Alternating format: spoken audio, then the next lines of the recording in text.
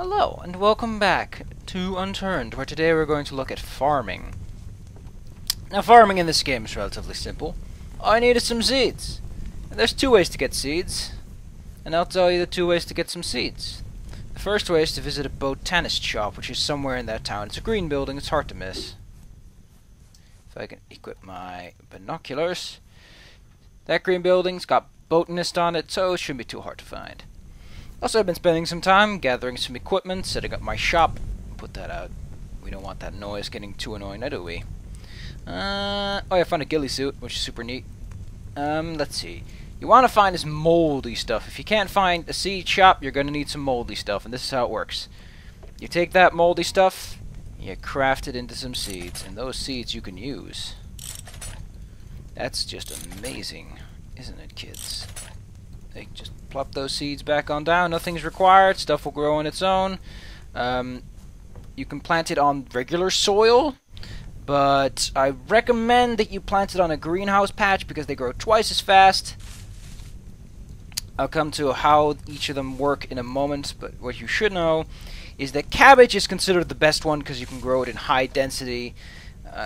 But you also have potato. I didn't find any potato seeds, but potatoes grow slowly but restore the most food. We'll get to that. First, I want to show you some other recipes. You might wonder, what's animal pelts for? I mean, I've actually got to look up that recipe because I never really made anything with animal pelts. You can make shirts and pants and a backpack out of animal pelts. You can find better stuff, but if you have a duct tape and 4 animal pelts, you might as well make an animal pack. 4 pelts will construct... Okay, let me actually get out. So, do I have rope?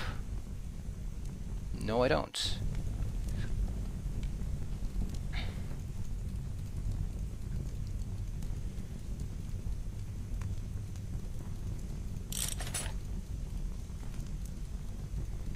See, this will make us some animal pants, an animal shirt. Animal shirt and pants, I believe that those also give you... and an animal pack. I've never had an animal pack. I might make that. So you can use a can with this. What else is a can useful for? You can make a can using a hammer and some metal. You can also use it with 2 cans, and 2 cans soda can make you a muffler, which is a weaker... It is a weaker version of the suppressor. You can make a canteen with some bottled water. And that's pretty much it. Or you can also make a snare using some scrap metal, but unless you really want to, and a landmine, but I don't really care. What I do have to show off as well is the Moab, which I will not be using on myself, but I will be picking it up, and I will be seeing how this puppy works. Because we're going to blow up a tree.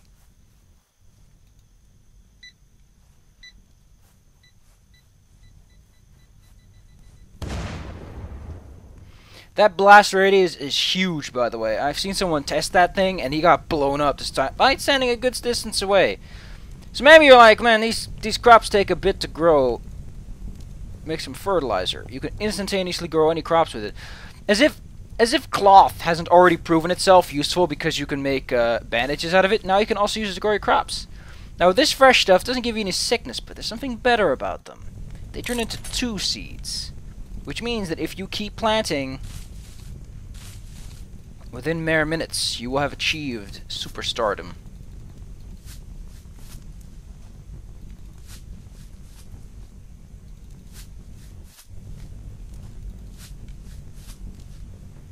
Now we pick them all up. We have no more fertilizer, but we have lots and lots of juicy, juicy crops.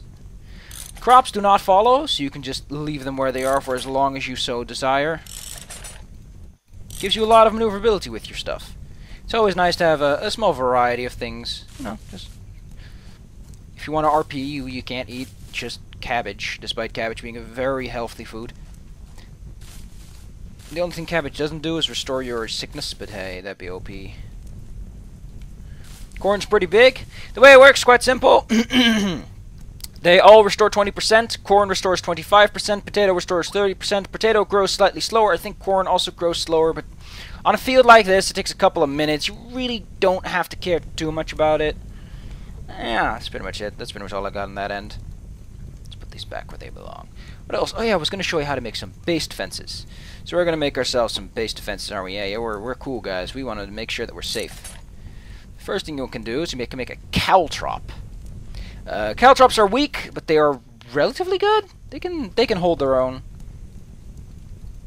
Caltrop can keep a base in like you don't need too much defense, but you want something to keep your place safe. You can use a couple of Caltrops. It'll stop you from dying at the very least. Okay, now we're gonna show you something else, which is the spike trap.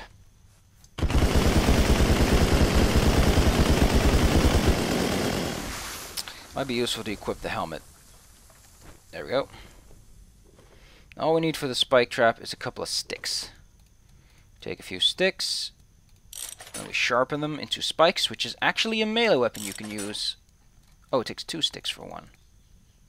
Oh, it's not a melee weapon. Then why? How can I? I guess the guy was cheating or something. I didn't bring my handsaw, but we can just chop one of these puppies up and get all the sticks we need.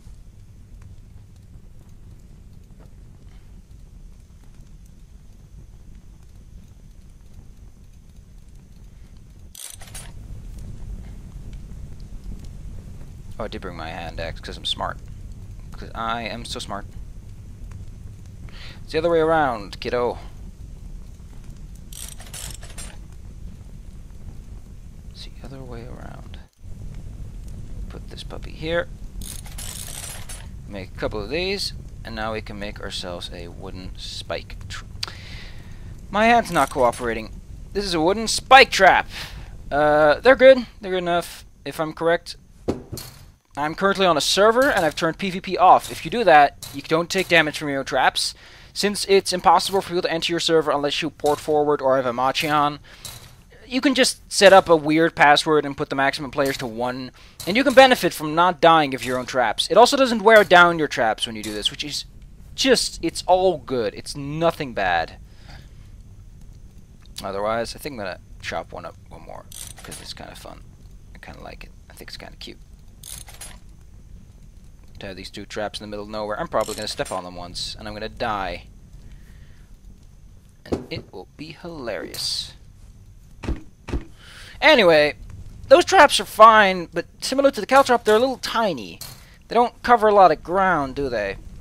So there's something else we can do. We can saw up scrap metal. And we can fabricate barbed wire. You can place barbed wire, but you shouldn't. What you should do is you should take some barbed wire. Where do I put my construction gear, my construction supplies? I actually need to saw up some planks into some sticks, and then I need to turn some sticks into some supports, because I think it takes 2 support, 3 barbed wire to construct what is a barbed wire fence. The barbed wire fence is amazingly fun. It's highly durable. It will keep zombies at bay. You could place a nice wall of them around your base. Really nifty. Honestly, I think this is all you need. If you're close enough to a facility that you need some sort of defense, plop down some barbed wire fences. Your crops will be safe. Your base will be safe. You'll be safe. Just make sure you have an entryway, though. Give me a moment. I'm going to look up the electric ones, which are kind of funny. Okay, this recipe is actually a little bit easier. We need 3 scrap metal and 2 wires, which is this. Toss this.